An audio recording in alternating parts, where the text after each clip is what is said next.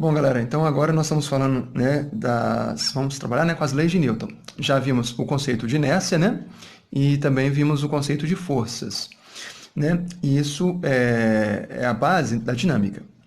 No caso das leis de Newton, essas leis elas disciplinam todo o estudo que vem a partir agora da dinâmica, ok? Bom, a primeira lei de Newton, uma lei famosa, ela também é conhecida como lei da inércia, ok? O que nos diz a lei da inércia? Basicamente, a ideia é simples, mas é importante. Os corpos, eles tendem a manter sua velocidade constante. Tranquilo, essa é a ideia de inércia. Mas a velocidade pode mudar, desde que haja uma força resultante agindo sobre esses corpos. Então, a primeira lei de Newton fala o seguinte, basicamente, ok? Né? Só uma força resultante, ok? Então, apenas nesse caso, quando você tiver uma força, e essa força, né, resultante. Por que resultante? Bom, resultante porque é possível que haja várias forças agindo no corpo. É o resultado que nos importa. Então, uma força resultante, e ela tem que ser uma força resultante de fora, externa. Uma força resultante externa, né, apenas ela é capaz de mudar a velocidade de um objeto. Né? É capaz de alterar, né, a velocidade. Beleza? Se não houver essa força, não se muda a velocidade. Então, traduzindo, né, imagine um corpo aqui, ó, sei lá, uma pedra que seja. Né? Essa pedra aqui está tranquila, repousando no chão.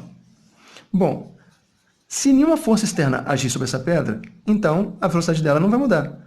Só se uma força externa ou alguém, no caso aqui, imagine que uma pessoa, né, ou sei lá, vou dizer aqui, uma força como se fosse alguém empurrando aqui, né, com uma cordinha. Graças a essa força, ok, a pedra pode mudar a sua velocidade.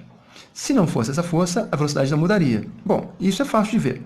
Mas também se aplica para um objeto que se move. Imagine, né, um outro exemplo aqui, ó, uma flechinha, ok? Uma flecha em movimento. Alguém, né, um arqueiro, disparou essa flecha. Essa flecha já se move. Bom, a ideia também se aplica sobre essa situação. Né? Se uma força resultante agir sobre essa flecha, nesse exemplo, essa força resultante é capaz de fazer a flecha, por exemplo, parar, ou ficar mais rápida, ou até mudar sua direção, cair. Se não houver força externa nenhuma sobre essa flecha, nada, então a velocidade dela não muda. Ela vai ficar nesse movimento, né, para sempre. Só que nesse caso vai ser um MRU, movimento retilíneo uniforme. Ok? Então, caso não haja força nenhuma sobre a pedra, né, o seu destino é ficar em repouso. Caso não haja força nenhuma sobre essa flecha, no caso dela aqui, ó, o seu destino é ficar em movimento retilíneo uniforme. Repouso e MRU são situações, na verdade, praticamente, né, idênticas. Né? É uma questão de referencial. Ok? Bom, então essa chamada lei da inércia. Sobre essa lei da inércia, né, vamos agora ver a segunda lei de Newton. A segunda lei de Newton, bem dizer, é como se fosse uma continuação da primeira.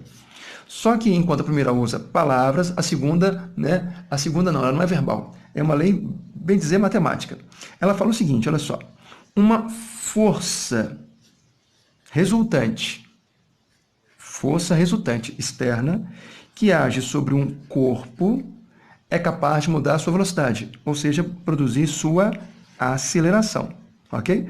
Força resultante que age num corpo, todo corpo, não se esqueça, tem massa, tem inércia, causa aceleração. Lembrando, né, isso aqui é importante falar, que tanto força quanto aceleração são grandezas vetoriais. E essa famosíssima expressão é a chamada segunda lei de Newton. Uma das mais importantes leis da natureza, ok? Então, a força externa resultante sobre um corpo muda a sua velocidade. Perceba a conexão que existe entre a segunda lei de Newton, matemática, né? E a primeira lei de Newton, que é mais verbal, ok? Elas são praticamente duas faces da mesma moeda. Bom, e a gente termina, né, as leis de Newton, né, a explanação delas, falando da, né, enfim, também famosa terceira lei.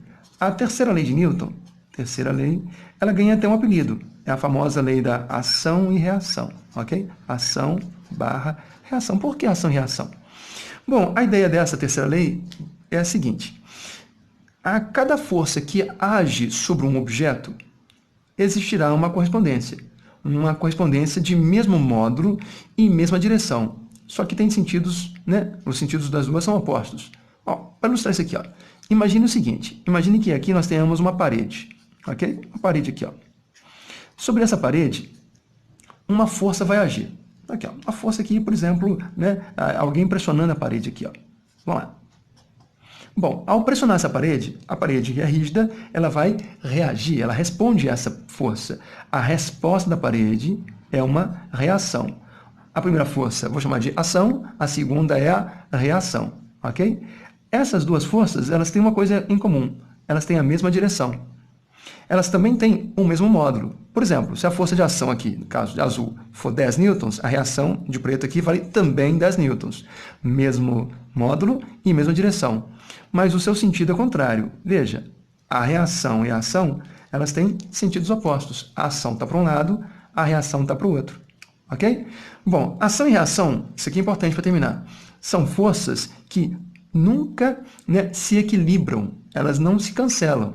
Né? Porque a ação, né, aqui no caso, por exemplo, seria a minha mão, eu agindo sobre a parede. Aqui minha força de azul seria eu agindo, a ação. A reação é a parede agindo sobre a minha mão. Ação e reação são forças que não se cancelam porque atuam em corpos diferentes. E esse é o detalhe. Então, cuidado, hein? Né? Não se esqueça, a ação e a reação jamais se cancelam, porque a ação age num corpo, a reação age sobre o outro corpo. Jamais vão se cancelar. Ok? Então, essas são basicamente as 3 leis de Newton.